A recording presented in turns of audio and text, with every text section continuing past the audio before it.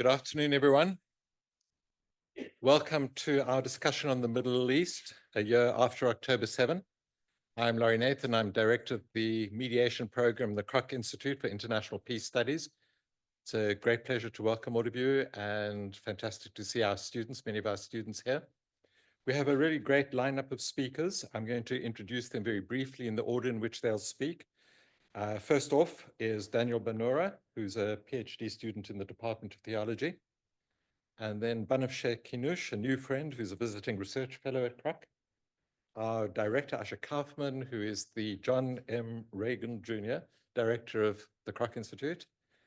Atalia Omer is joining us. She's going to join us via Zoom. She's professor of religion, conflict and peace studies. And then, last but not least, Lisa Shirk, my friend, Richard G. Starman, senior professor of the practice of peace studies. I'm not going to make any comments about the context. I'm not going to offer insights on what's going on in the Middle East. Our panelists will do that. I simply want to acknowledge the chaos, the trauma, the violence, the incredible situation unfolding in many parts of the Middle East. And there's a sense almost of unreality that we sit on this privileged, safe, relatively safe, secure university when there are literally tens of thousands of people who have been killed, tens of thousands of people who are at risk of death and injury, tens of thousands of people who are mourning loved ones, who are terrified, who are insecure, who are dispossessed, who are deeply traumatized. And so really that's the moral and the political and the humanitarian framing of the event today. So with that said briefly, I invite Daniel to speak to us. Each of the panelists has been told that they are limited to 7 minutes each, just so that you know, because we want to have time for audience participation when they're done. And then the panelists will have an opportunity to do kind of final wrap at the end. Daniel. Thank you. Okay, thank you. It's good to be back with you. I was here on a similar panel here a year ago, right after October 7. And it's tragic that we're still having these conversations after all that has happened. I'm supposed to give you the Palestinian perspective as myself a Palestinian whose family is there, who have lost friends in Gaza. 3 of my friends have been killed so far. I don't know what to tell you about Gaza. I don't know what to tell you about Palestine that you do not already know. The numbers are there. This is day 410 of the war in Gaza. I can give you the stats and the numbers of those who are killed, those who are injured. Officially, 44,000 Palestinians have been killed in Gaza. 11,000 are missing, presumed dead, and probably the numbers are much higher. We have a whole destruction of life in Gaza, not just the numbers of people, not only those who are now left as orphans, or those who have been radicalized because of violence and because of trauma. We have a wholesale destruction of what it means to be a human in Gaza and what it means to be a human outside of Gaza. The whole of the Gaza Strip has been destroyed, and it's not just about the numbers. It's about the infrastructure. It's about the hospitals, the schools, the universities. I'll get to the term of genocide. Avi Shlaim, a Jewish British historian, made the comment recently that genocide doesn't even help us to understand what's actually happening in Gaza. We're talking about sociocide. We're talking about educide, scholasticide, the destruction of education, of society, of infrastructure, of the healthcare system. There's a wholesale destruction of life. So it's not about just the numbers. It's the loss of future, the loss of ongoing life, continual life in Gaza. And that is also complemented by the reality in the West Bank. We're talking now since of October 7, 785 Palestinians have been killed in the West Bank, more than 167 children, faceless and nameless. We don't care about them. They're insignificant to the way that we think about Palestine, and especially in Gaza. But you know all of this, right? Like, why am I telling you these numbers, especially a year after all of the devastation and the horror that we have seen?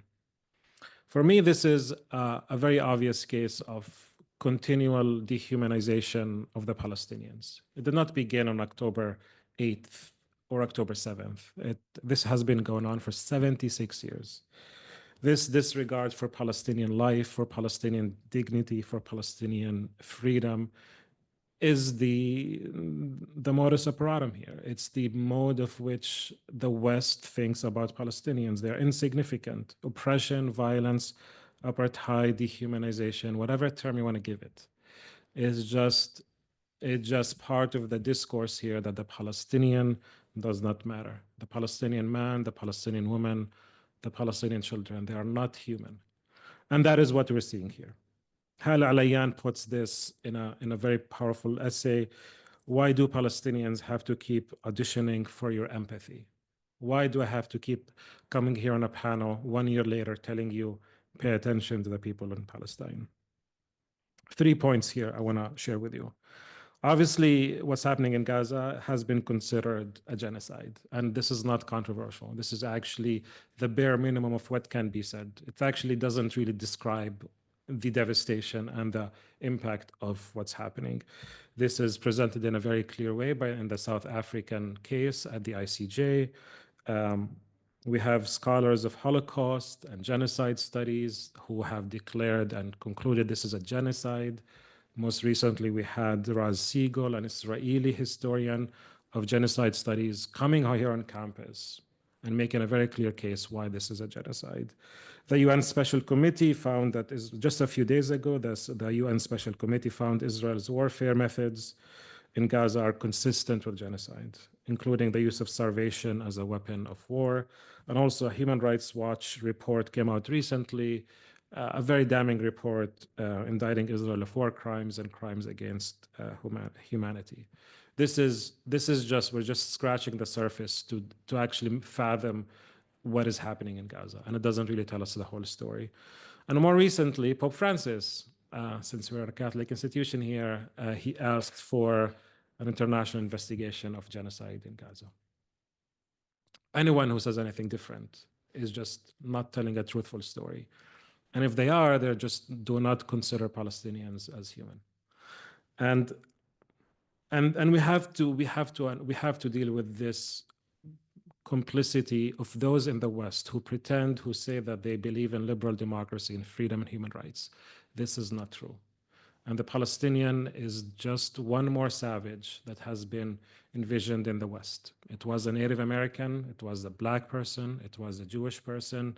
We saw what anti-Semitism did in Europe. It was South African Blacks. Palestinians are just the savages of the West. And as Gideon Levy, an Israeli journalist, said recently, the Jewish person has become the new white person, and the Palestinian has become the new Jew. This is the same thing. It's the same ideology of supremacy that has been operative in the West, and we have lied to ourselves, especially in the West, by saying otherwise. Second myth, which follows from this, we have to dispel with the myth that Israel is a liberal democracy. It is not. It can only be a democracy. It can only be a free space. It can only be a bastion of democracy and freedom only if the Palestinian is not a human. Only if you dehumanize Palestinians, Israel is a democracy. And therefore, we have to move beyond these narratives of a two-state solution, of peace process. That doesn't work then. That doesn't make any sense anymore. That only gives legitimacy to an ideology of supremacy and racism. Israel has been founded on and continues to be founded on ideologies of ethnic cleansing, as happened with the Nakba, and continued oppression and violence against indigenous populations.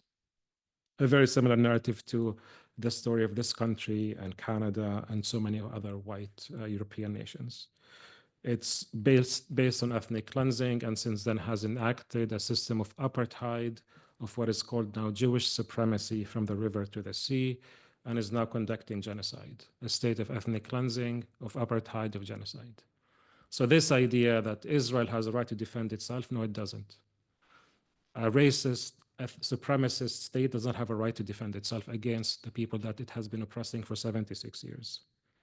And now we have settlers who are holding festivals and dancing at the borders of Gaza, trying to sell, creating these wait lists to conquer Lebanon. This is happening before our eyes, and now you have the government in Israel that is now getting ready to annex the West Bank. This is a settler colonial ideology of supremacy, of domination. So any myth of Israel being a good state, a normal state, a democracy, this has to be busted, has to be rejected and countered immediately. As such, Zionism as a political ideology is racism. And a political ideology that is based on dehumanization and oppression is the definition of what a racist ideology is. And by extension, anyone who wants to support Zionism and to give legitimacy to the state is complicit in racism. Therefore, Christian Zionism, which is also very powerful in many Christian circles, I'm saying this because I'm a Christian who's had a theology department here at Notre Dame. Christian Zionism is protection and defense of racism. And I'm saying this because of Notre Dame and Notre Dame's inability to speak truth to power with what's happening in Palestine and Israel. Zionism has to be reckoned with as a form of racism and has to be rejected like any other form of racism that we can think of. In the last 2 minutes here, I'll finish then. This genocide and this reality in Israel is only maintained, is only supported by the US, another settler colonial state. And the US is complicit. This is the US's genocide. It's not just Israel's genocide. 70% of this war of Gaza has been furnished by the US. And therefore, by extension, Notre Dame itself is complicit in this genocide through its inaction and its silence about what is happening. The university has opted to have these panels to justify its inaction and its complicity because, hey, the Kroc Institute is having a session, so it's okay. And they can get away with it, while at the same time refusing to disclose and divest from their profits that they have been making through this war.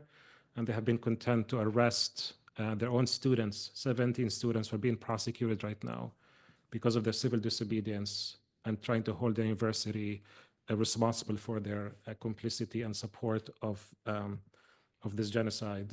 And whether it's Father Jenkins or Father Dowd, they continue to be complicit in normalizing the oppression and profiting from the genocide of the Palestinians.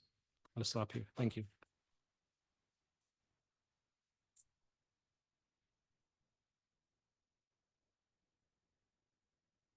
Daniel, thank you. I really appreciate, I love the boldness and the courage and the passion and the conviction and the Palestinian voice as the opening voice at this event. Thank you. Banafshe. Pretty certain I'm not going to get an applause after what I have to say, but I just want to say to my friend here that I like to personally think that I have agency and power of decision making to be part of the university, and I'm very proud of it. And I would hate to think that I'm just, one tool in a long saga that I personally cannot resolve.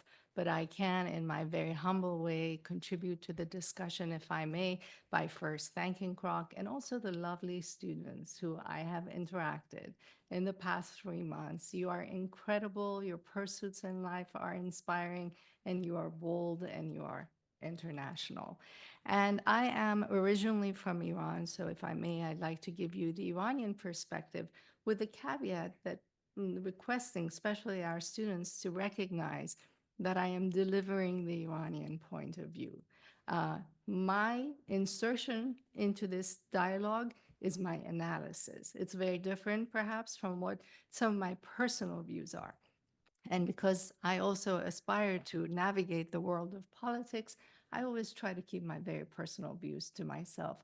But I ask that you please kind of take that into consideration. But you will hear my views and my analysis. Now, I want to tell you a little bit by way of context about how Iranians approach Israel and Palestine. When I talk to family and friends throughout the past year, the first concern oftentimes, and by many other average Iranians that I interact with, I have a lot of people there. Yes, my apologies. Is to highlight the concern for the Jewish hostages. And it's only when I push a little bit the Palestinian dialogue forward that they kind of express a level of empathy for Palestinians. And the reason is pretty simple, because the government of Iran funds and arms a lot of groups across the Middle East, which is money taken from the average Iranians.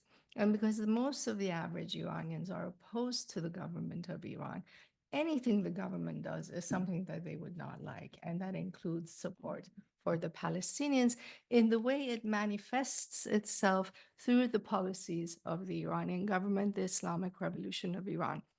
But that said, Iran is probably one of the rare countries in the Middle East that has more of a history of understanding, very vaguely, but still interacting with both political Zionism and cultural Zionism. Throughout World War II, Iranians helped Jews from France and especially from Poland escape persecution. Some of them decided to stay in Iran because they found Iranians to be very friendly towards the Jewish cause. And then the government of Iran and the people of Iran enabled the migration of Jews to Palestine and later to Israel. And Iran was criticized a lot and forced to close down its consulate in Palestine, which it needed to have because so many Iranian Jews also were going between Israel and Iran. But to protect itself from Arab criticism, particularly, it kind of tried to walk a very fine line. Now, with that history in mind, we know that the Iranian Revolution happened in 1979. But what's interesting is that prior to the revolution, Iran did not have a firm conception of what it believes the state of Israel should or should not be about. The founder of the revolution, Ayatollah Ruhollah Khomeini, who many of you may have heard of, kind of learned that he needs to say something about Israel when he was pushed into exile in Iraq. And it was only through his interactions with Arab clerics that he kind of felt like, well, if he wants to keep up with times and be a leader of the Muslim world, he then started denouncing Israel. But very briefly, he denounced the United States more than Israel.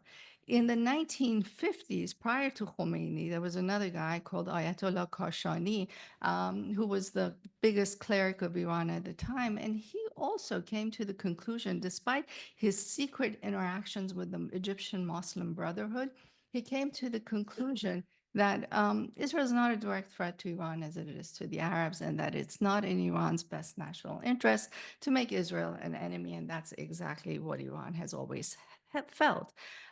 During the Iran-Iraq War, after the Iranian Revolution, you might be interested to know that Israel actually provided arms to the Iranian government to fight the war, and the clerics who would ordinarily denounce Israel and the Jewish state decided to take those arms. Now, with that background, I also want to say a little bit about our history. We were invaded by Arabs, and no Iranian with pure Iranian blood will ever forget that, because the 300-year invasion of our land, Persia, forced the change of our culture, our language, and our religion. We feel that Islam was imposed on us.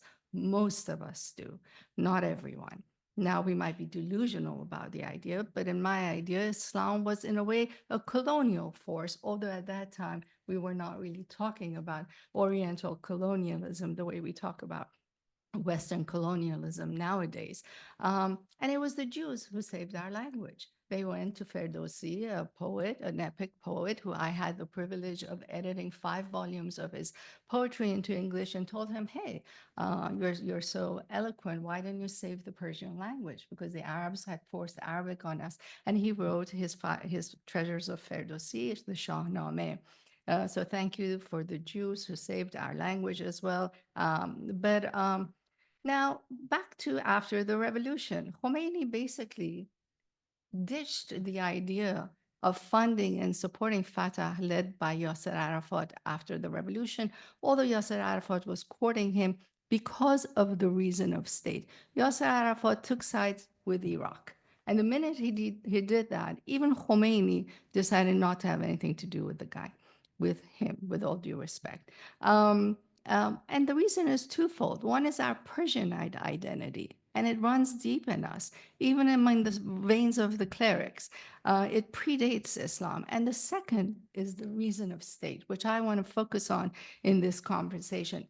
There must be a state for there to be an Iran, for the clerics to be able to survive, to extract the resources of a very wealthy country in the Middle East, to then realize apocalyptic views, which Christian Zionism, Iranians, Jews, everybody, the Muslims also subscribe to, especially the Shias who rule over Iran. Now, fast forward, please keep these thoughts for a minute. The reason why these apocalyptic views must be realized is that they want a Muslim ummah, an Islamic ummah to emerge, which will kind of go beyond nationalities. And to do that, they've made Israel an enemy, and they have developed a multi-flank strategy against Israel through what they call the axis of resistance by arming and funding. They call resistance groups such as the Houthis in Yemen, the Hashd al-Shabi and Iraqi Shia militias in Iraq, the Hezbollah in Lebanon, and the Palestinian Islamic Jihad and Hamas, which has had a very difficult relationship with Iran because of its Muslim brotherhood underpinnings, etc., and because it's an Arab basically group. Also, one other thing: during the Iran-Iraq War, we lost 1 million people, about. Most of them were not civilians, but still. And to our memory, most Arabs remained silent in that ordeal. And so this might also account for the fact that, well, I better not speak. I only have 2 minutes. Account for the fact that, that was it. That was it. That Iranians are not as pro-Palestinian as the rest of the Middle East. Now, I want to quickly go to how this all translates into Iran's current foreign policy.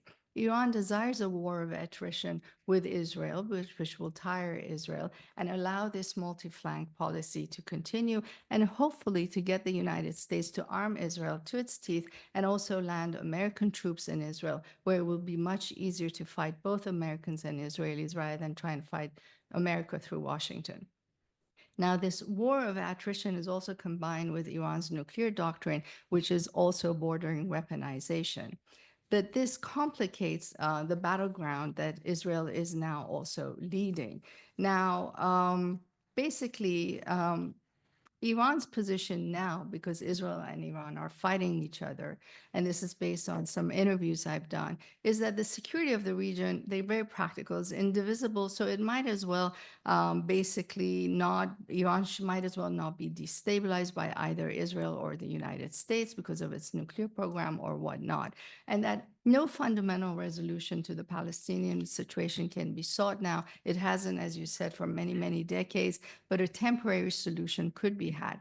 What this means is that, first of all, it would be great as far as the clerics in Iran and the Iranians are concerned if this occupation of Palestinian land ended, to allow also refugees to return, etc.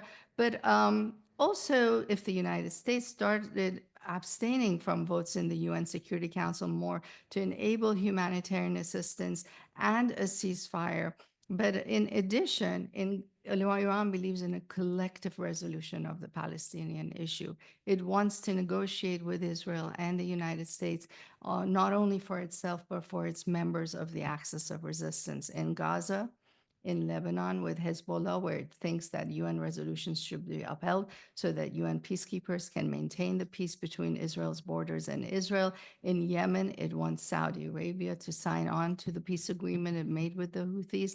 And in Iraq, it wants the US troops to leave and allow basically the Shias to integrate into the Iraqi army. All of this, of course, also means more influence for Iran's government.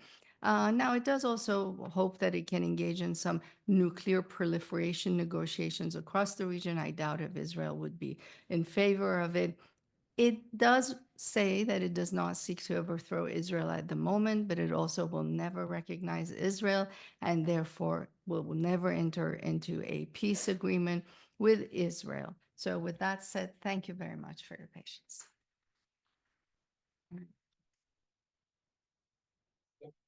Contrary to your expectation, you did get an. I know, I'm very surprised. Thank you. One of the pleasures of interacting with Banashia, for me personally, is how much I learned listening to her that I was not aware of. Asha, you have the. Thank you. So I'll spend the next few minutes analyzing internal affairs in Israel, but I would like to highlight that I'm doing it from a position of care and concern. Israel is a home for me, deeply, deeply. The time stopped in Israel on October 7th, and most Israeli Jews are still embedded in the trauma and shock of that day, and much of what has been happening since inside Israel is tied to that fact. While the world has long moved on and is mainly focused on the devastation in Gaza and now in Lebanon, or the risk of a full war between Israel and Iran, in Israel, the focus and the rationale for Israel's actions during the past year is still tied to October 7th. The gruesome murdering of about 1,200 mostly Israelis, the abduction of more than 250 people. Survival stories, images, podcasts, videos, many of them taken by Hamas terrorists themselves on October 7th, and now a wave of new documentaries dominate public space, airwaves, and discourse, and shape how Israelis understand this past year. Israel's action in Gaza are a result of three interrelated issues: regaining deterrence, avenging October 7th, and calculated implementation of the policies of the most radical right-wing government Israel has ever had. After losing deterrence on October 7th, at least for one day, Israel has been attempting to regain it by extreme and disproportionate response to the humiliating defeat of that day. This deterrence has been part of Israel's security doctrine since the 1950s, and it mainly seeks to make Israel's adversaries fear that if attacked, its response would be devastating and disproportional. In the past year, Israeli officials and military commanders have been repeating time and again this argument of regaining deterrence, that what Israel is doing in Gaza is sending a message, and that it would do the same to anyone who attacks it. And we see the consequences of that in Lebanon now being unfolded. The second point is revenge, a desire to avenge what is being perceived as a horrible humiliation and national trauma, and is framed and amplified within the context of Jewish history of persecution. It's not always easy to separate revenge from deterrence, particularly in some of the combat units of the IDF who come from national religious circles and who couch and justify their aspirations for revenge in biblical terminology. Revenge in this past year has also been facilitated by strong processes of dehumanization of the Palestinians, which did not start on October 7th, obviously, but were accelerated since. It could have been mitigated and reined in by a responsible leadership. But the last thing you can say about this current government is that it is responsible. This brings me to my third point concerning Israeli government, which I call Netanyahu's regime and the first Kahana government. I call it Netanyahu's regime because all the military and political actions carried out by Israel since October 7th are designed to guarantee his political survival. Decision-making is also done in a tiny circle of Netanyahu's loyalists and his own family members. I call it also the first Kahana government because it is composed of radical right-wing, messianic, racist politicians who are using and prolonging the war in order to advance their political theology and ethno-nationalist visions of Israel. At the same time, this government is using the war to continue the judicial coup it attempted to carry out before the war, and that was averted by the massive and most sustained protest movement in the history of the country.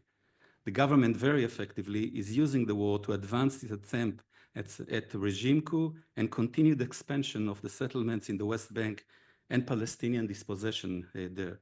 Some of its members are actively pursuing the resettlement of the Gaza Strip. A ceasefire in Gaza is against the interests of both Netanyahu and his allies. I'll say a few words about Lebanon and Iran.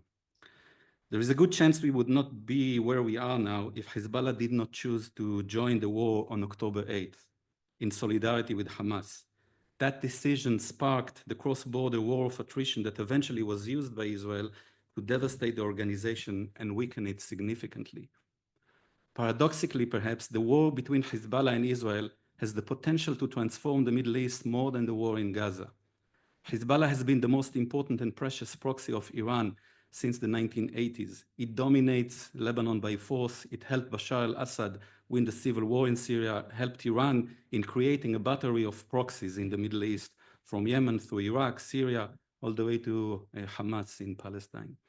It was also fully prepared for a full war against Israel, including concrete plans for a massive ground invasion of the Galilee and the showering of the entire country with tens of thousands of missiles. Many analysts, including myself, thought that in the past 20 years, Hezbollah has managed to create a balance of deterrence with Israel. We were proven wrong. From the moment Israel decided to escalate the war with Hezbollah, what we have seen is a stunning military superiority of Israel and a major weakening of the military capacities of the organization, although certainly not its defeat. We are in the midst of the event, and there are many open-ended questions. I'll just list a few of them. How would the war between Hezbollah and Israel end, and to what extent would it be tied to Palestine and Gaza? How would Lebanon look like with a weakened Hezbollah? Would other Lebanese political forces be able to reclaim the country? How would it affect the Assad regime in Syria? How would Iran respond to the fact that its strategy of propping regional proxies has not panned out as it's expired? How would it affect the balance of power between Iran and Israel and Iran and Saudi Arabia? These are many, many questions that I could have developed further, but 7 minutes is 7 minutes. So I'll conclude here and looking forward to continued conversation. Thanks.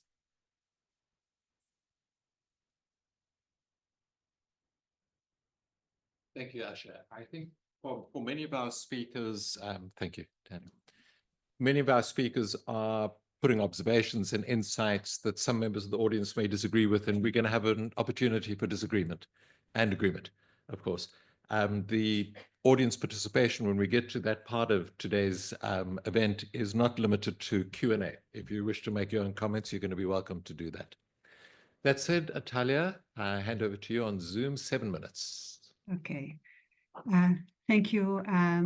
Thank you for including me in this conversation. So I have many thoughts. I'll focus today on the mobilization of American Jews for ceasefire and for various other related agendas around justice for Palestinians. And I'm drawing my observations on primarily on the research that I've done for my book, Days of Awe, Reimagining Jewishness in Solidarity with Palestinians, which involved an ethnographic work. It came out in 2019 with the University of Chicago Press, and it involves ethnographic work with American Jews who found themselves in different places along the spectrum of critical engagement with Zionism and with a narrative, with a Zionist narrative about Jewish history and identity.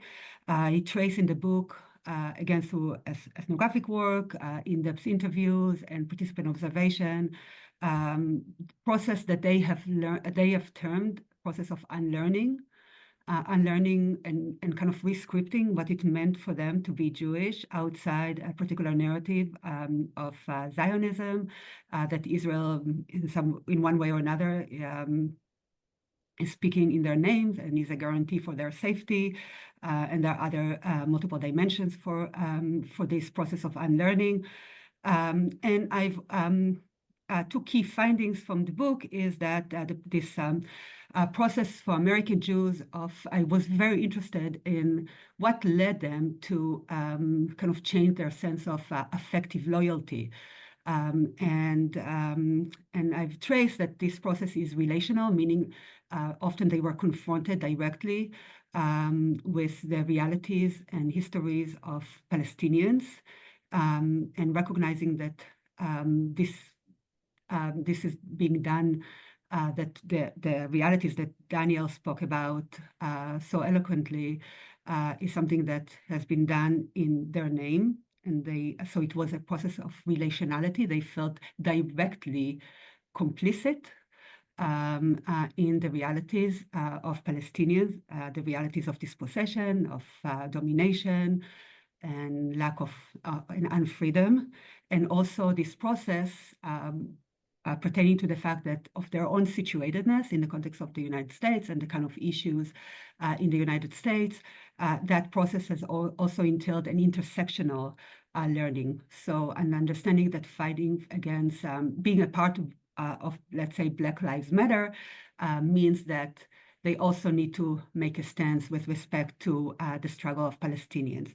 And so, and this kind of the process is captured in the very famous 3 questions of the ancient Rabbi Hillel. If I'm not for myself, who will be for me? If I'm only for myself, who am I? And the 3rd question is the question with the deepest urgency, is if not now, when? And that sense of urgency really came to the foreground immediately after October 7th. And many people were touched directly by the events of October 7th, but there was also immediate sense drawing on the kind of the deeper process of unlearning that I spoke about and I traced in the book, that my safety and my freedom cannot be predicated on somebody else's unsafety and unfreedom.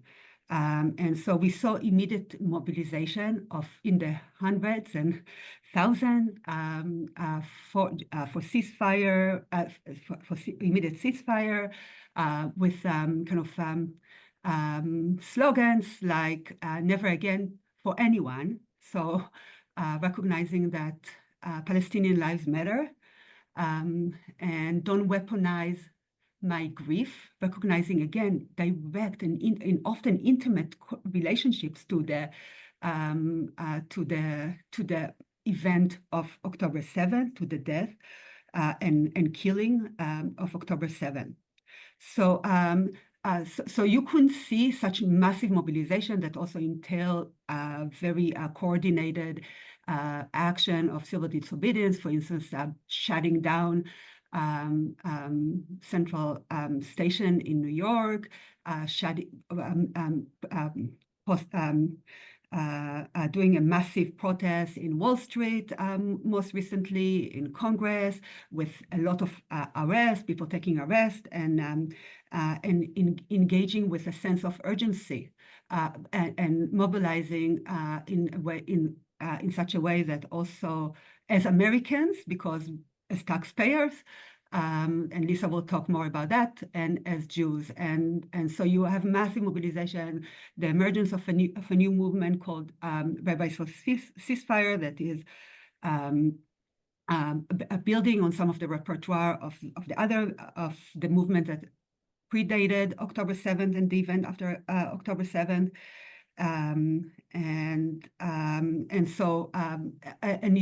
One also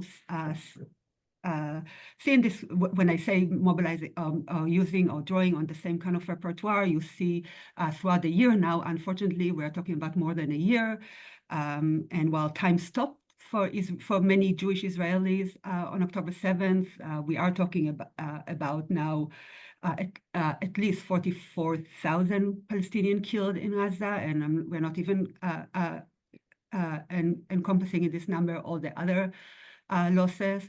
And so you see people during this, throughout this year, really trying to reclaim, for instance, the meaning of the Jewish holidays. So you had massive events of Seder, of marking the Passover Seder in the streets of New York, because what is it about? It's a holiday about freedom.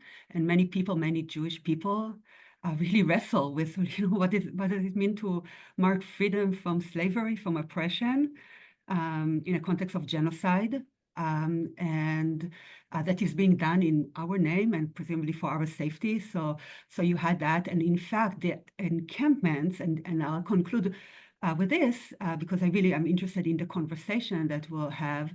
The encampments were that was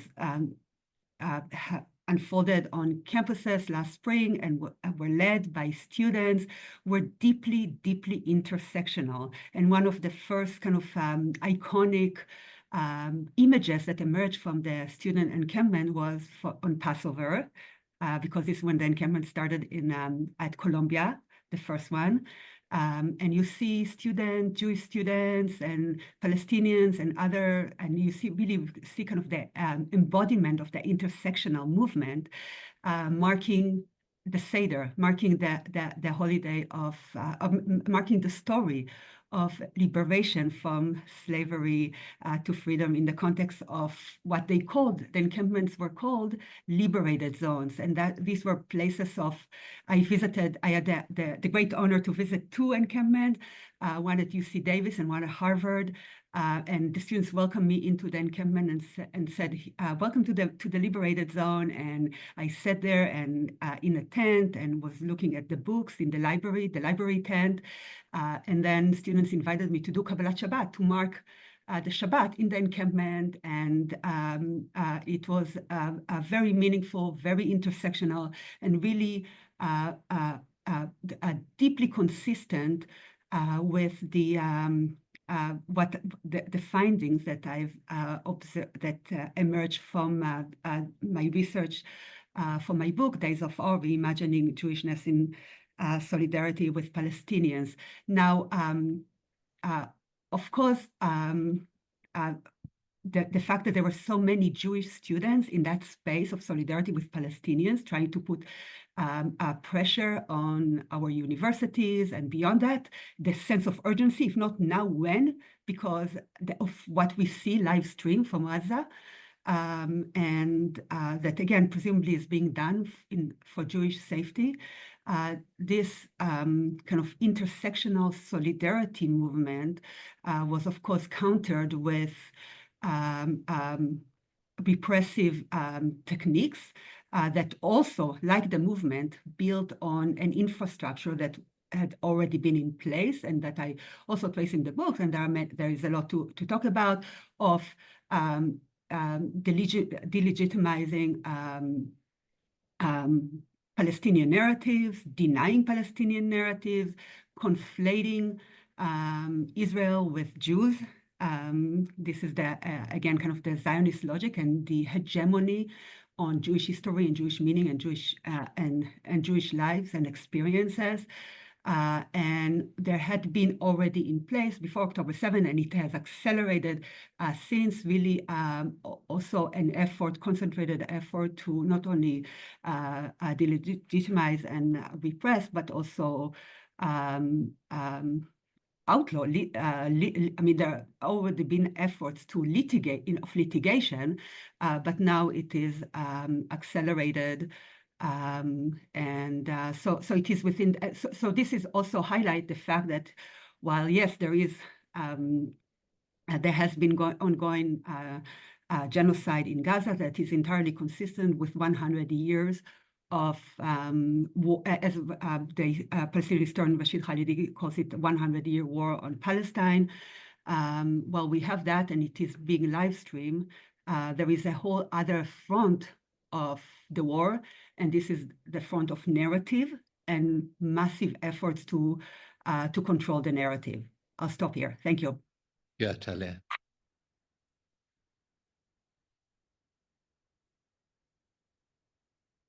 Talia, thank you as always for the analytical clarity and the moral clarity.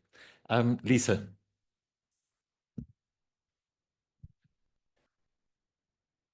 All right, I have the task of talking about U.S. policy, and I've actually been working on what is U.S. policy toward Israel since 1988. When I was an undergraduate student, I wrote my thesis on this topic. And it's been relevant conversation for somebody in political science and peace building over all of these decades. So I'll first of all start with the Biden policy, and then I'll talk about the potential Trump policy with the appointment of Huckabee as U.S. ambassador to Israel.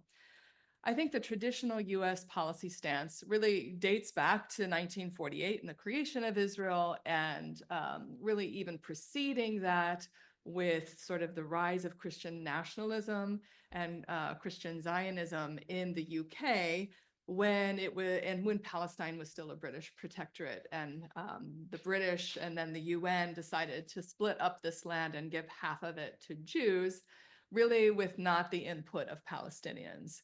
And so really, I would say the whole history of US policy toward the region has been in conversation with the narration of the Holocaust and Western guilt about the Holocaust.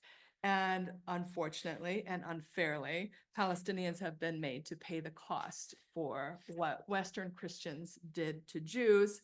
not only in Europe, but then also by blocking Jewish immigration to other countries. And so, and by basically the same position that the right-wing extremists today in the US have of the Great Replacement, which is the fear of Jews replacing white people in the United States with Black and brown immigrants, which is another way of saying that the right wing here doesn't want Jewish people in our country and they want them to go to Israel.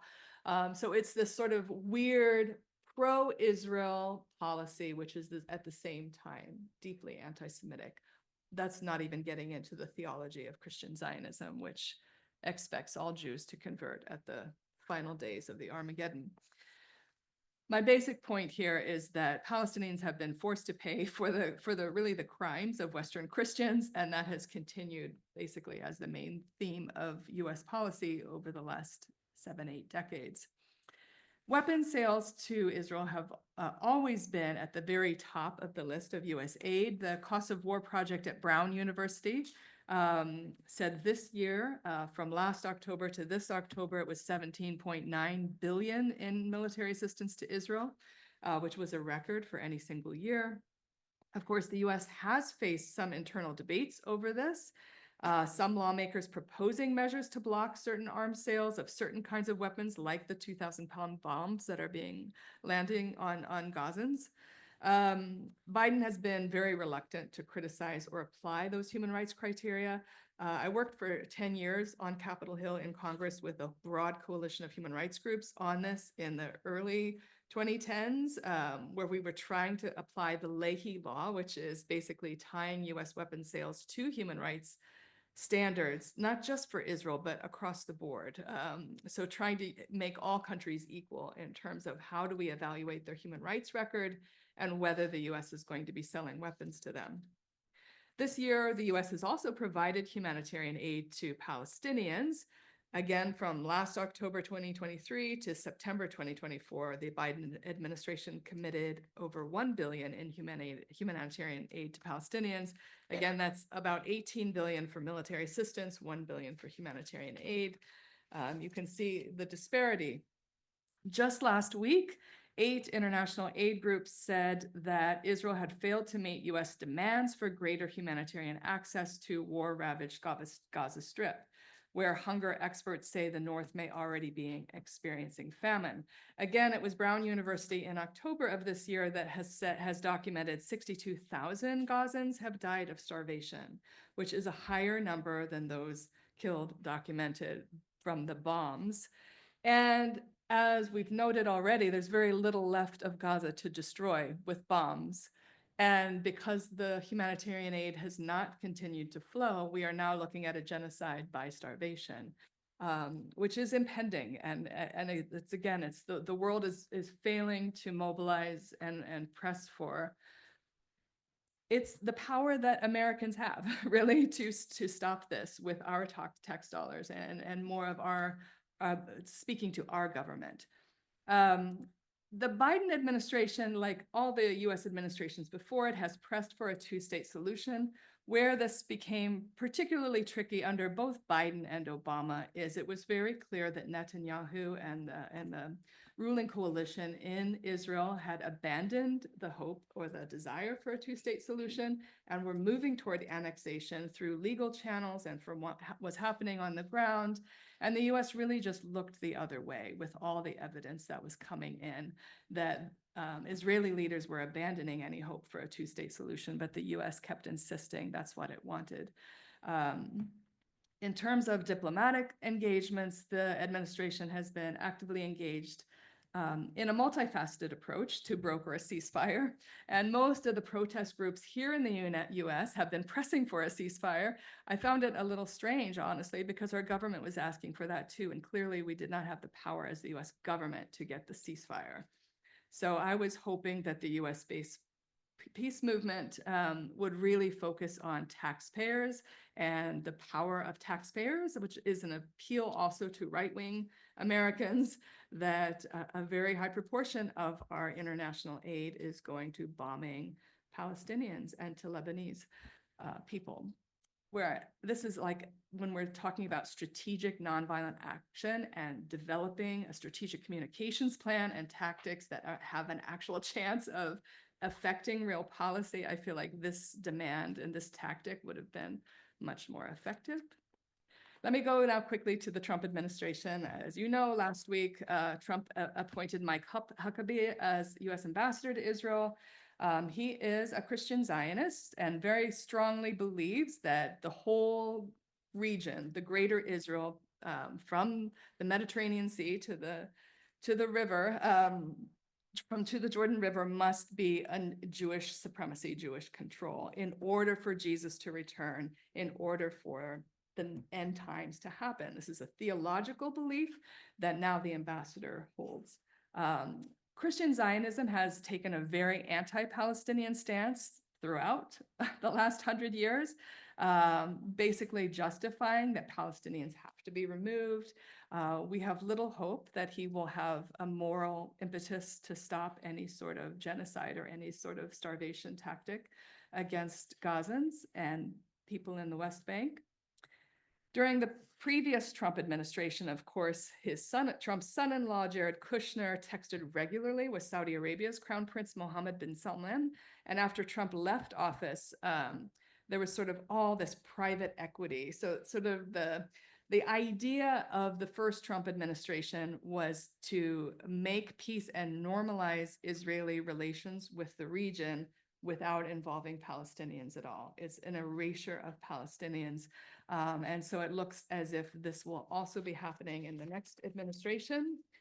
So we can expect probably even stronger support for Israel's security, opposition to Palestinian statehood. And I will say here, most American Jews, or a very high percentage, favor the two-state solution. Most oppose the annexation of the West Bank and Gaza. So we have potential allies in most American Jews who are Zionist, but who oppose this right-wing administration. I was just talking to Daniel before this. This is a very strange coalition, but that's how movements win. You build a social movement by building strange bedfellows that can work together, even on an interim goal of ending the occupation goal, even if you don't agree on the final outcome of the goal. So yes, I think the Huckabee administration office, embassy, will support Israeli settlements and annexation of the West Bank. I think this is the most urgent thing at the moment, is that they passed a law last week in Israel that further enables the annexation of the West Bank.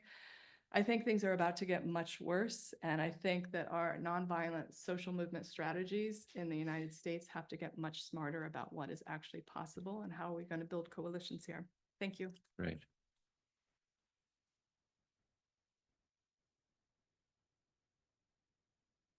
Lisa, thank you for the activist perspective. You know, it's something that in mediation circles we worry about, that we look at a conflict, whether it's Israel, Palestine, or other conflicts, and we have a vision of the best case scenario. It's not attainable, and so often the best we can do is, how do you prevent the worst case scenario? And as bad as the situation is, you have underlined the point that it could get a whole lot worse. So this is the activist challenge. I invite audience members to, if you wish to ask a question, you're welcome, but you're also welcome to make comments. We have roving mics. So just raise your hand if any of you want to say anything.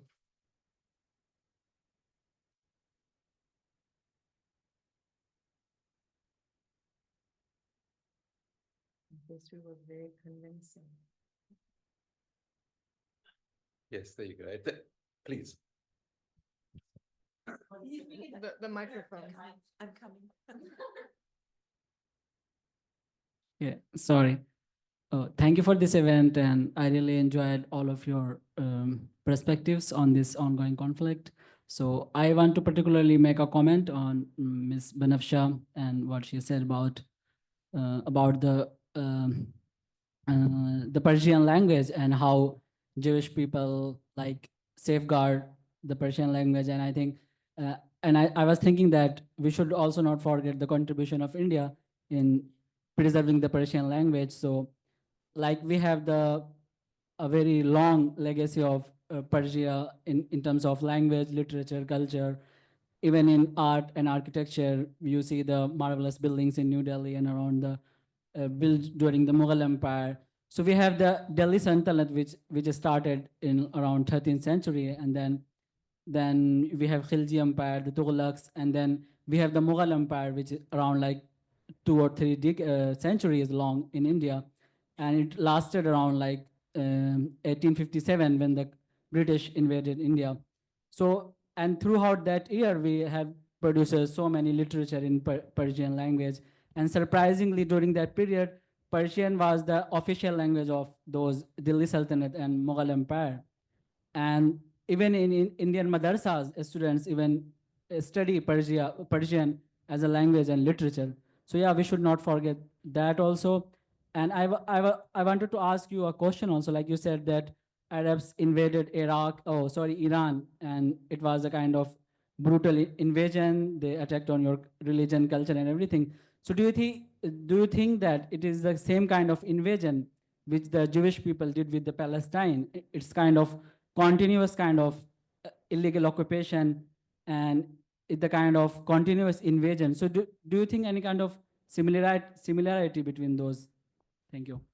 Great question. Thank you. I'm going to invite more comments and questions from the audience before I hand back to the panelists.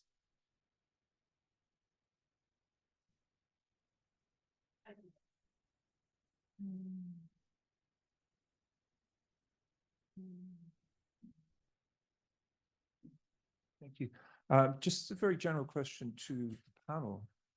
In terms of trying to find solutions, what can be the role of other Arab states? Can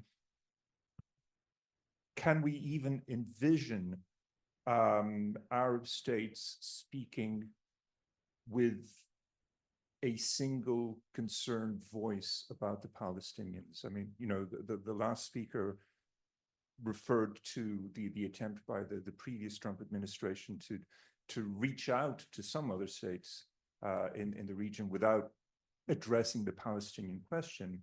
Can we envision a moment in which, once again, or perhaps for the first time, I'm not quite sure, the Arabs speak with one voice and say, enough, this cannot go on, and a solution must be found, and certainly a ceasefire is imperative, and then we'll talk about longer-term solutions. Thank you. Daniel, you want to start? Before the panelists respond, let's just take one or two other comments if there are. Otherwise, I will. Yep. I think, Lisa, you talked about coalitions and strange bedfellows, and I sometimes worry about unholy alliances where we compromise our values to do. I mean, a bunch of Christians just voted for Trump, and that feels to me like a very unholy alliance. I'll just be very transparent. So, but I do think compromise is important. I see that. I mean, we sit here in land that doesn't belong to any white people, and we seem to live with ourselves. And we eat at Eddie's Street, which when I was a kid was a soccer field, and we live in the Triangle, which didn't used to have these big fabulous homes, but had real affordable homes. And so we seem to make compromises all the time. So how do we make the right compromise? And how do we know when it's the right compromise? And when are we willing to make the compromise that does the most good for the most people? I guess that's a question for all of you. That is such a profound ethical and existential question. Thank you. The panelists will have a chance to respond if they want to respond to that. Any other questions or comments before I hand back to the panelists? I think, Yeah, before the panelists, I mean, I'm just going to check if there are anyone else in the audience want to say anything? I think she has a question. Ah. No. Not No, a no, question. not a perhaps. question. Okay. So let me go back to the panelists then and invite you to respond to anything that you want to respond, including to the other panelists. And then time permitting, we can get back to the audience. Danny, we'll go in the same order as before. Yeah, okay. I'll address the question about the Arab states. Yeah, so with the normalization plan of the Abraham Accords, we saw a few states move towards normalization. And the talking point that was used is that they could pressure Israel through normalization. How can you pressure someone who you don't talk to? So this is kind of the whole controversy about normalization and its effectiveness. My dad just flew from Palestine to the US to visit. He flew through the Emirates. There are 6 flights that go through Abu Dhabi from Tel Aviv right now, because all of flights from European Airlines and American Airlines are not flying out of Tel Aviv. But now the Emiratis are making a whole lot of money because of all the flights from Tel Aviv to Dubai. And of course, we have not seen the Emirates making any significant pressure on Israel. They're doing the lip service kind of Arab position about in the UN and so on. But obviously, normalization has not really been effective. And actually, in many ways, Israel has been able to use that to silence dissent, especially because economic power is at play here, for the Emiratis at least. The Saudi government refused normalization. Then I think they saw themselves as a bigger target and they needed a bigger carrot perhaps to normalize relations, and they seem to be moving towards normalization until October 7. And now the latest we have heard from them is that we will never normalize relations except after a 2-state solution. So to the question directly, the Arab position remains to be the same, which is going back to the 2002 peace offer of normalizations, whereby the majority of Arab states would normalize relations with Israel as soon as a Palestinian state is established. Now, yeah, I mean, it's an interesting question now moving forward with Trump, since Biden wanted, like Lisa shared with us, pushed for the 2-state solution, but obviously incompetently and powerlessly so. What would the Trump administration that is shaping to be a super Christian Zionist and a super Zionist administration, how can they repeat the Balfour model of sidestepping the Palestinians? I think I can see that very operative moving forward, unlike what Biden tried to do. But I think, yeah, I think at the end of the day, Arab countries are incompetent and unable to stand up to American interests and also Israeli power in the Middle East. So I'll stop here. Thank you. Thank you. Does this also include the 2 minutes you're giving us for the wrap up? It's all in one. So this is the last you'll hear me speak, thankfully. Oh, No, you have time. Go ahead. 4 minutes or 2 minutes? 4 minutes. I have 4 minutes to wrap up. All right. So first, to the very empathetic question that was raised about how do we compromise, I'll give a very simple answer: by informing ourselves. It's the only way we know how to make the right compromise. I think we human beings, myself above all, we're so prone to biases, and there's so much knowledge that one can accumulate in one's brain anyway. So hopefully forums like this helping various perspectives, different perspectives to the fore, but that's a very layperson's answer to a very good empathetic question. To your question about India, thank you very much for informing me about that rich history. You're very clever. I would really recommend that you at times go to the White House if you can make it there for the next 4 years and ask these clever questions over there too. You did corner me a little bit, but you also got me thinking. I see Palestinian land, parts of it as being occupied. It's an occupation in that sense. I don't see it as an invasion because Israelis and the Jewish people have also claimed over that land, and it's a claim that goes even beyond irredentism, which, as you know, in international relations, is reclaiming the land. I think the Israeli claim over the land has also deep roots, and so that is my basic understanding of the situation. Now, the other thing that I want to say, because I have 4 minutes, is something I forgot to mention when I was talking. There's a core periphery relationship between Iran and Israel. These are periphery relations. They're two non-Arab countries plus Turkey in the Middle East, the only ones. They cannot afford to undermine each other irreversibly, because if they do, the Arab core will rise and then attack them. Israel has had at least 4 wars and many other since Gaza's situation deteriorated in 2007. We've been invaded time and again by the Arabs. This is also the logic that has prevented Israel and Iran, despite their hostility and animosity, to fight a direct war, and the hesitancy that they continue to show to this day. So I wanted to, and hence over Syria, yes, I agree with Dr. Kaufman that Syria, Bashar al-Assad basically stayed in power because of Iran. But I think that there was also a silent agreement over the issue between Israel and Iran. And I can get deeper into that, but basically they didn't want, neither of them wanted radical Sunnis like ISIS or Al-Qaeda, etc., to gain a foothold in the Golan Heights or elsewhere. That's very dangerous to both countries. With that said, back to Dr. Shirk's observations about a two-state solution, I also want to say that basically Iran has only once endorsed a two-state solution, and that's when it makes sense. If it makes sense, like right now, Saudi Arabia is pushing for it through the 2002 agreement, sure, go ahead, do it. As long as it lets Iran then kind of bring out its sleeper cells to get elections and going in Gaza, fine. But generally, Iran doesn't believe that a two-state solution is a solution because of the small territory in question, that it's just not feasible to create a two-state solution.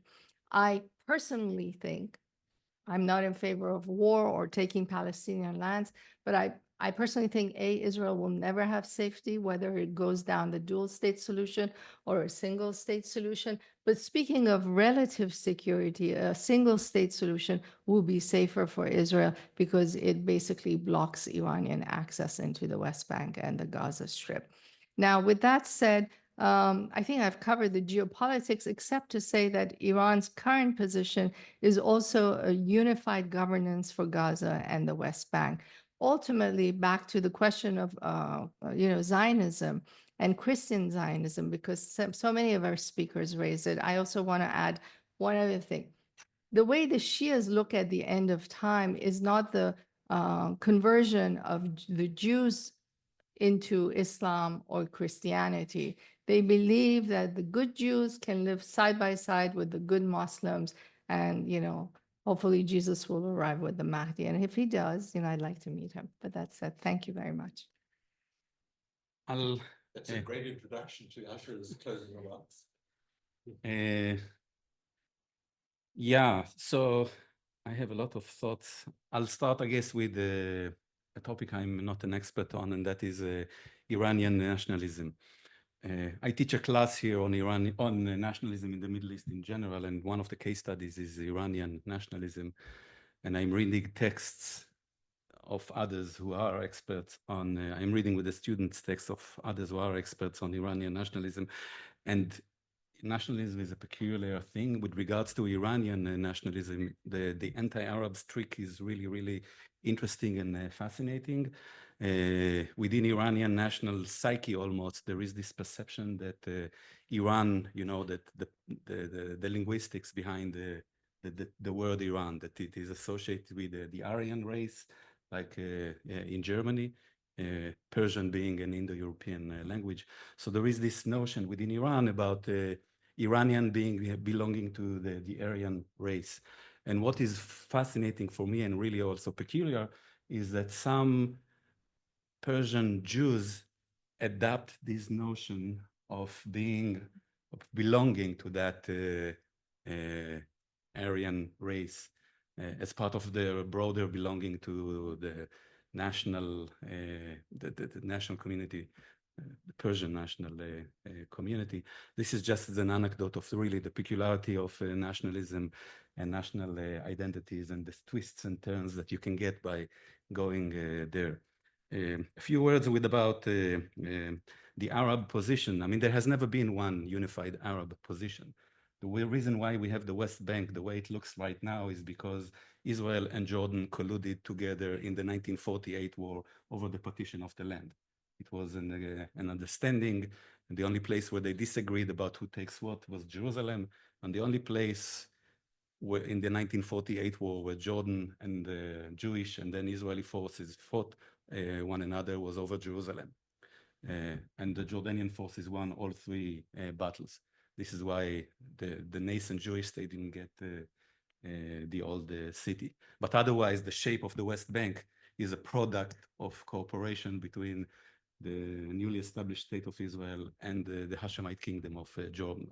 And I can give you more and more and more examples of Arab positions on Palestine that demonstrate lack of unity, lack of care, interest, and so on, going all the way to the present.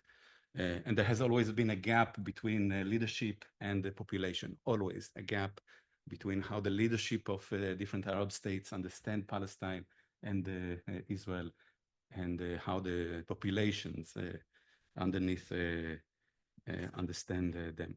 But the fact that there have been so many transitions in the 50s, 60s, 70s of Arab governments tells you that when you go up to this position of leadership, perhaps you develop these ideas of self-interest of Jordan, of an Egypt. And I mean, the examples, again, I can go on and on. I wish we could speak about viable solutions to this conflict. You know, at Kroc, we don't really speak about solutions per se. We speak about transformations. We hope for constructive transformations forward.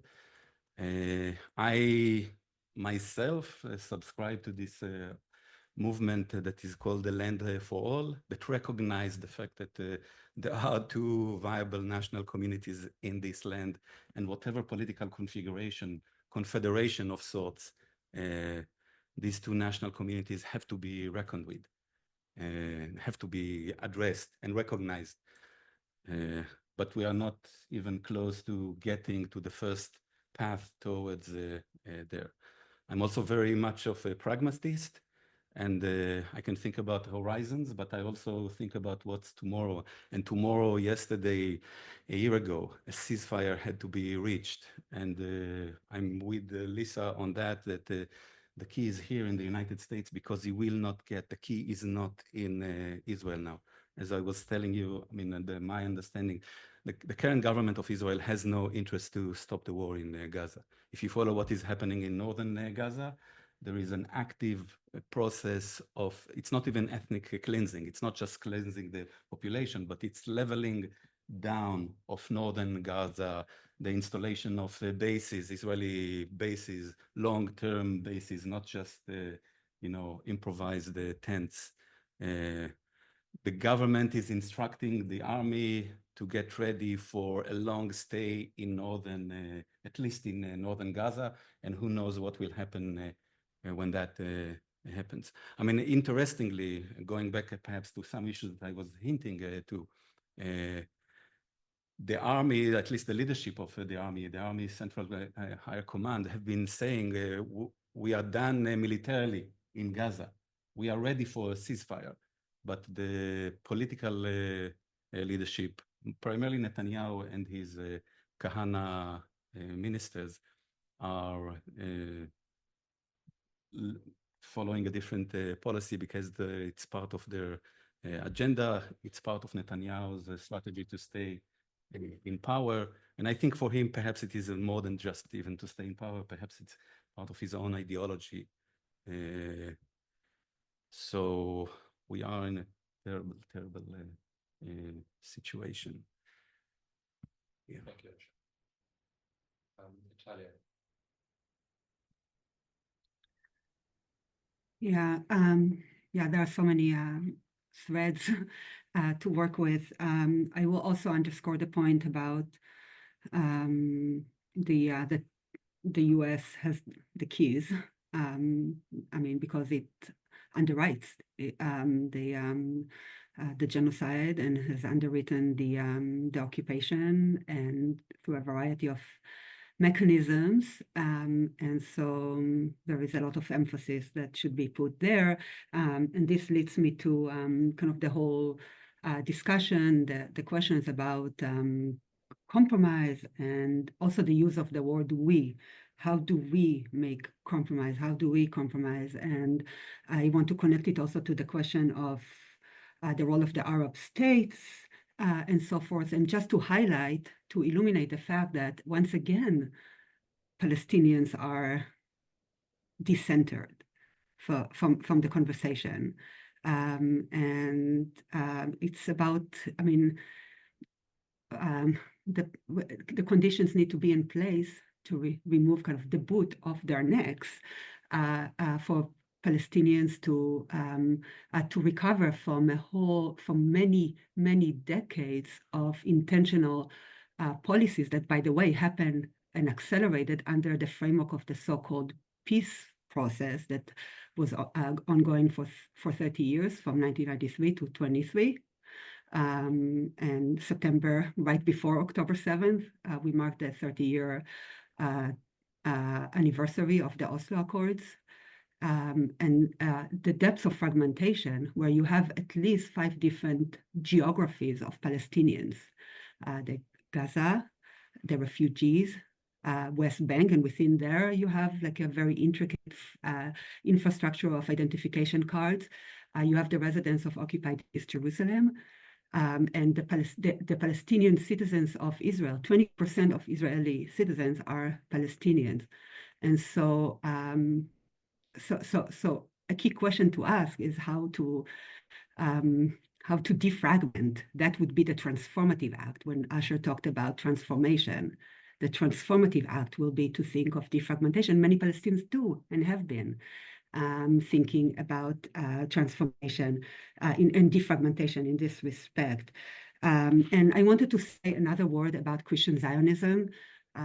So Lisa rightly mentioned that the kind of the theological, evangelical, theological, what used to be called restorationist theologies, that understood the kind of the end time redemption Christian eschatology as dependent on the quote unquote return of Jews to the land in gathering of the exile. This is kind of enacting of a prophecy. But I also want to say that Christian Zionism comes in multiple manifestations, and it's not only theological and eschatological in this respect. And in fact, Zionism is the frame of the conversation. It comes in a liberal form. Late theologian, Jewish Palestinian liberation theologian Mark Ellis talked about it in terms of the ecumenical pact that informs liberal Christianity and Christian Zionism. We also see the consolidation of Catholic forms of Christian Zionism that connects also to agendas of kind of conservative and neoconservative agendas. So it's very important to recognize and to interrogate. Again, the narrative is a very important site also for thinking constructively about transformation, that Zionism frames the discussion, including in the academy. And this leads me to actually to respond to what I think I heard from Benafshe with respect to the question about Palestine, and that you mentioned, you said that this is not, I cannot see it as occupation. And I want to highlight the fact that, and you use basically a language about not as an invasion. I said not as an invasion, occupation, settlement, settler colonialism. And I want to highlight this point because this is exactly where one needs to understand modern Jewish history contextually and historically, and I know I don't have much time, but I'll just highlight the fact that the very that Zionism as a movement, political Zionism, emerged in Europe within a context that was embedded with restorationist theologies, Christian restoration theologies, and the idea that Jews didn't really belong in Europe. So, for instance, Lord Balfour, who was a British lord, an agent of the imperial force of England, of Britain. He is the one who famously, in 1917, gave Palestine to the Jews. He was himself embedded in restorationist theology. He was a Christian Zionist. And like, again, to quote one of my favorite Palestinian theologians, Mitri Raheb, he said, Christian Zionism is the software for the hardware of empire. So it's important to kind of center the imperial forces that are in it. But what I want to say is that declaration, the Balfour Declaration, embedded within Christian Zionism, is also what it also say to all the Jews who lived in Europe for hundreds and hundreds of years. You are not really from here. You need to return somewhere else. So it already carries within it genocidal seeds. And of course, it also carries with it the Nakba, what it has meant for Palestinians. And this is not to say that for millennia, Jews lived in Palestine, including in the 19th century, and before the movement of European Jews to Palestine, with an intention to engage in settler colonialism. This is what they call their office that was dedicated to purchasing land, the Office for the Colonization of Palestine. So it's important to recognize the history and not move to kind of ahistorical claims about that use biblical text to make political claims. This is not to change the fact that for millennia, as I said, Jews also went to Zion, to the sacred land as part of spiritual journey, of religious journey. So one needs to be historical and make distinctions between kind of ahistorical narratives and how they were, materialized in politically and sociologically, and also be, religiously and historically literate in the sense of being able to say, hey, actually, there were Jews all along in Ottoman Palestine during the Ottoman Empire who were able to see the sacredness of the place and were of the place, together with their other neighbors, Muslims, Christian, and the communities were interwoven with one another. They were of the place, they were able to see the sacredness of it and be Jewish in the place without tanks and airplanes with bombs. And so the question, to go to Asher's point about a land for all, is how to be able to both, recognize that that there are people stuck together, but also be able to interrogate the history and be intellectually honest about it. Thank you, Natalia. Thank you. Lisa. All right, final point on this compromise, because I think we need to be very clear. We never compromise on human rights or our ultimate goal. So I don't think we should, I don't like to even use the term compromise. I think about it as strategy, and you might make an agreement in the short term for a settlement that I think might be a two-state solution, given the alternative worst case scenario of annexation and continued genocide. But I think a two-state solution is not permanent either. And so it's not the ultimate solution. It's not the right or the most just solution.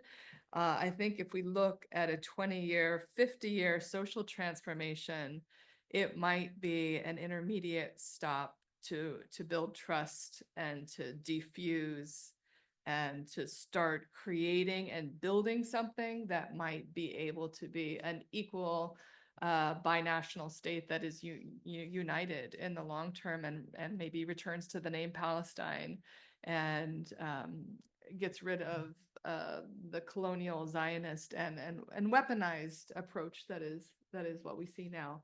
But I don't think we're going to get that overnight, and so that's where I think that we have to think about it's not a compromise, I would say. It's a strategy for how do we get to this place where we can be supportive of something that's equal. And I think what's really important for me in this conversation is a number of people noted it. US policy, taxpayers, and what we are paying for the bombs that are landing today, and this whole history of Western Christians and the Holocaust and the own implications that we have. We are not some objective, it's not some country that's far away that we don't really have an impact on. We are part of the story. We have always been part of the story, and we're paying for the story. So I just want us to see ourselves as implicated in all of this in a way that's unique from maybe some other countries in the world. Thank you, Lisa. I am going to give Daniel last word. I think it's important that we center the Palestinian voice in the circumstances historically and currently. So we're running out of time. Do you want to, before Daniel? Yeah. Sorry, I was a little disturbed by the comment that was made that if there was a two-state solution with Israel, that Israel would still not be safe. And I was hoping for a clarification on that, because the way I interpreted that to mean is if there's a two-state solution, Israelis would still somehow be under attack by Arabs, which I feel as an Arab continues to perpetuate this stereotype that Arabs are inherently violent, and we're trying to get away from that stereotype and humanize Arabs, and particularly humanize the Palestinians, who we have already said has not had a voice in this narrative. So if that can be clarified as to why we think Israel still would not be safe, I would appreciate it. Thank you very much for this question. If I may just briefly say also thank you to our professor via Zoom for your comments. I absolutely agree with you. I still don't think it's an invasion. I think it is occupied land. The tools that were used were invasive. But there's a difference in my understanding of world affairs between an invasion and occupation, technically speaking. But I completely agree with everything else that you have said, and I appreciate that you have informed me again of it. My perspective is the Iranian perspective. From the Iranian perspective, a dual state solution would enable Iran to activate its sleeper cells more readily. Iran has for at least 25, 30 years invested in these sleeper cells in the West Bank and of course in Gaza. These will be new generations of Palestinians who will run in US funded elections for the West Bank or Western funded election. It will, I'm not judging it, what's wrong? Well, I mean, election is cool. And if they're gonna be kind of more liberal than the Iranians in Tehran, cool. But I think I can speak from from experience when I tell you that I don't trust the Iranian government on this front. And my fear is that they will manipulate a dual state solution, because ultimately they're alive to see the Mahdi and Jesus arrive. That's what drives them, right? And for that same reason, the nation of Iran does not matter to them. So it's not just about decentering Palestinians, it's also about decentering the poor Iranian people as well. We only matter to them for utilitarian purposes, to extract our brains and our resources to then advance. And I hate to see the rest of the world manipulated by the Iranians, including Palestinians. So I hope that I've been able to give some clarification. Last word. I have thoughts about all of that, but I guess I'm not gonna respond right now because we have to finish. But yeah, I think there's a lot of problematic stereotypes in that, and also removing agency from the Palestinians, that they are just pawns in the hands of Iran. But anyway, moving away from that, where do we go from here? Time is up. But if this is true, if this is a big deal for all of us moving forward, Gaza is providing a pivotal moment for us in the history, I think, of the modern Middle East and the modern American and Western engagement with the Middle East. Where would you have been during slavery? Where would you have been during apartheid? Where would you have been during the civil rights movement? It is where you are right now when it comes to Gaza. Many good people, Christians and others, were silent during slavery, segregation, anti-Semitism, the Holocaust, apartheid. These were well-meaning people.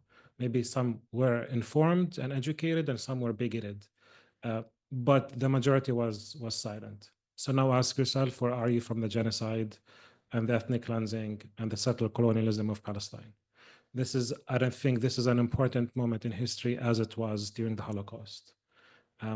So do whatever you can. I think this is a time for action. If you're a student, how does your scholarship engage with this issue? If you're a professional, if you're a faculty, what are you doing right now?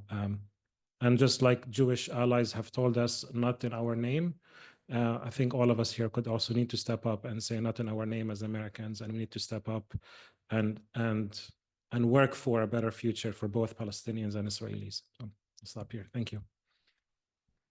Sure.